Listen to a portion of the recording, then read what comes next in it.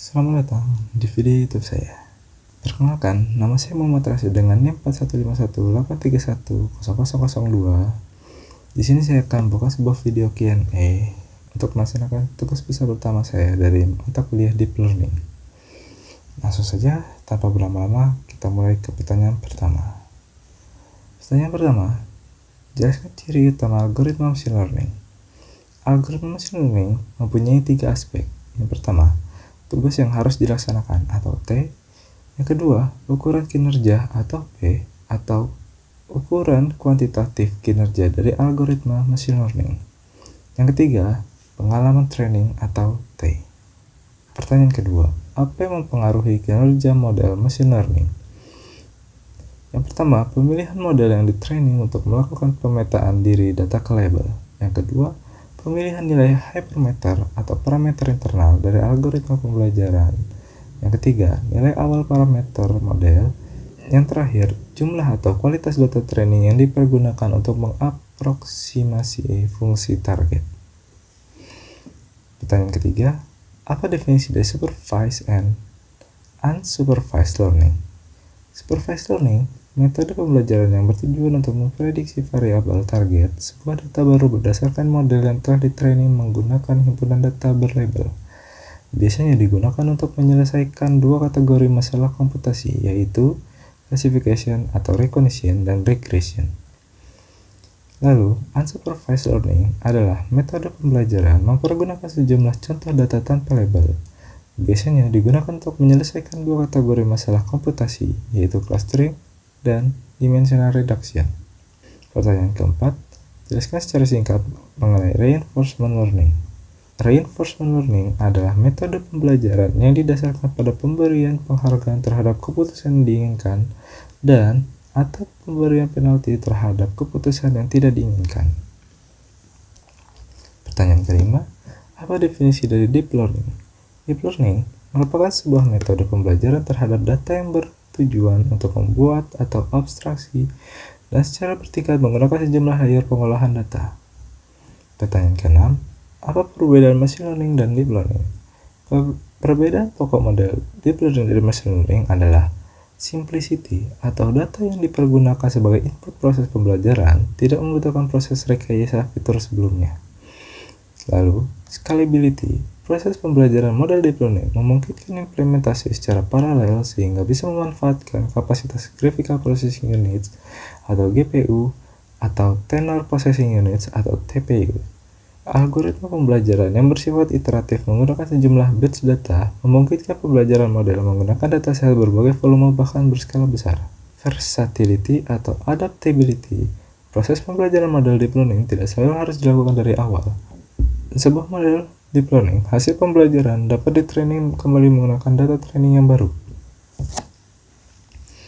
Reusability. Sebuah model hasil yang telah ditraining menggunakan sebuah dataset berskala besar dapat dipergunakan untuk melakukan tugas menggunakan dataset berskala lebih kecil. Pertanyaan ketujuh, jelaskan tentang konsep single perceptron. Single perceptron terdiri dari beberapa unit pemroses atau neuron yang terhubung dan mempunyai beberapa masukan serta sebuah atau beberapa keluaran. Perceptron menghitung jumlah nilai perkalian, penimbang, dan masukan dari parameter permasalahan yang kemudian dibandingkan dengan nilai threshold. Bila nilai keluaran lebih besar dari threshold, maka keluarannya adalah 1. Sebaliknya adalah 0. Pertanyaan ke-8. Sebutkan tahapan perceptron training rule. Yang pertama, inisiasi nilai synapse weights bisa random ataupun dengan aturan tertentu. Untuk heuristik, aturan inisiasi ada dengan membaca buku referensi. Pertanyaan selanjutnya, lewatkan input pada neuron. Kemudian, kita akan mendapatkan nilai output. Kegiatan ini disebut feed forward. Lalu, nilai output atau actual output tersebut dibandingkan dengan desired output. Selanjutnya, apabila nilai output tidak sesuai dengan desired output, hitung nilai error atau loss, kemudian lakukan perubahan terhadap learning parameter atau synapse weight.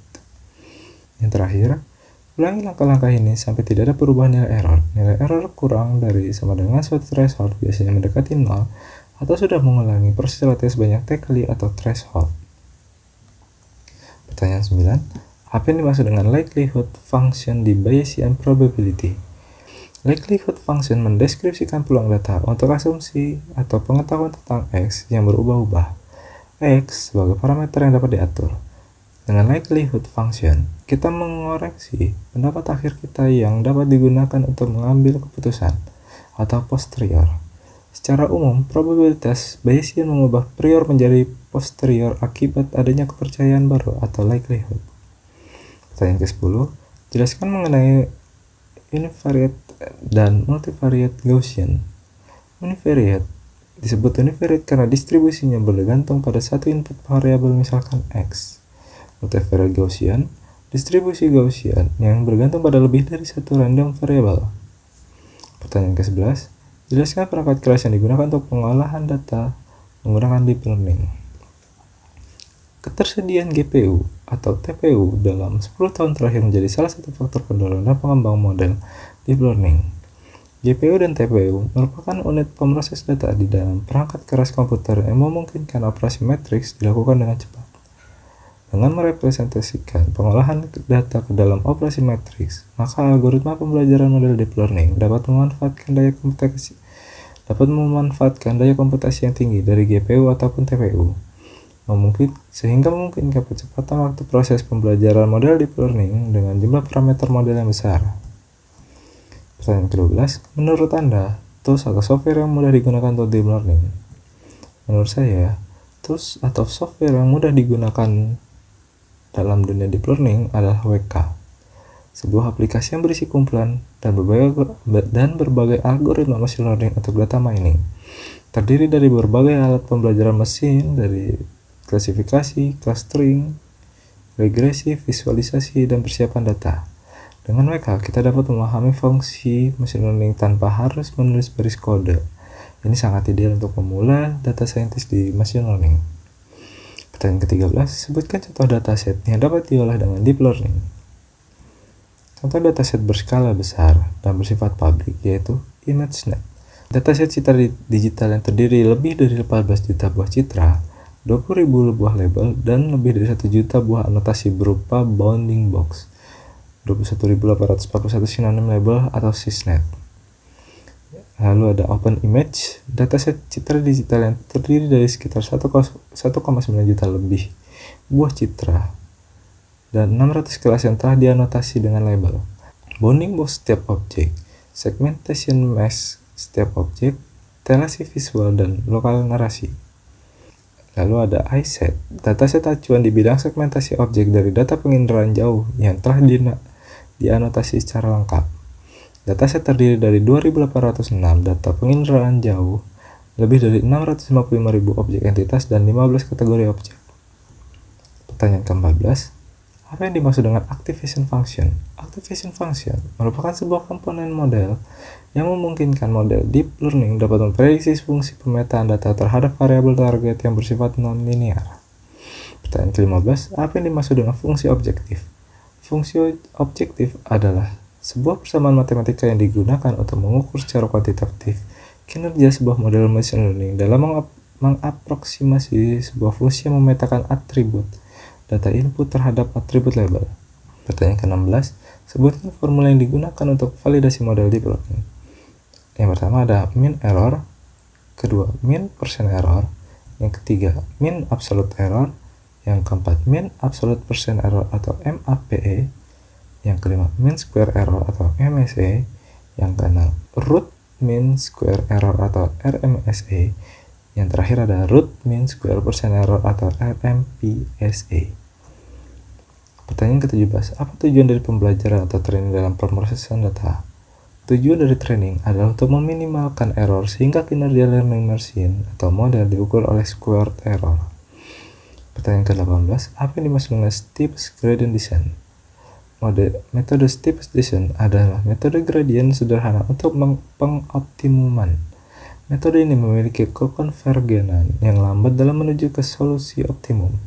Hal ini terjadi karena langkahnya yang berbentuk zigzag. Pertanyaan ke-19, jelaskan mengenai lokal minima. Lokal minima adalah FC, nilai minimum lokal F, jika terdapat selang A, B yang memuat C sedemikian sehingga FC adalah nilai minimum F pada A, B yang merupakan himpunan dari S. Pertanyaan ke-20, apa yang dimaksud dengan gradien? Gradien merupakan nilai kemiringan atau kecondongan suatu garis yang membandingkan antara komponen Y atau ordinat dengan komponen X atau absis. Sekian video Q&A dari saya. Terima kasih sudah menonton dan sampai jumpa.